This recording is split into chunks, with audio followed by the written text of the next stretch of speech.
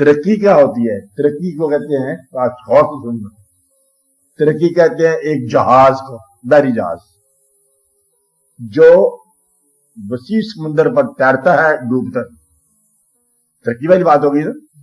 جہاز جا رہا ہے، سمندر میں طوفان ہے، تیرتا جا رہا ہے، اس جہاز سے پوچھو کہ بھائی تو کیا ہے؟ کہتا میں ترقی ہوں۔ ڈوبے گا؟ کہتا نہیں ڈوبوں گا۔ تیری منزل کہاں ہے؟ کہتا منزل کی میری۔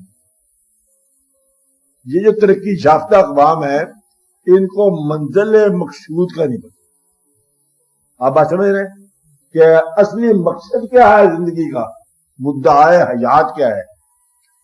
کہتا آرام چاہیے، یہی ہے نا، آسانی چاہیے، اساس چاہیے۔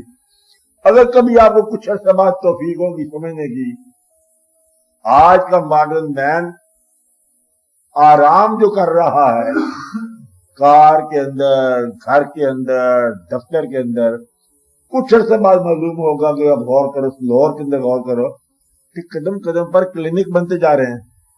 کیا بنتے جا رہے ہیں؟ کلینک بنتے جا رہے ہیں۔ کہیں آدمی جو ہے نا بے آرام تو نہیں ہو گیا؟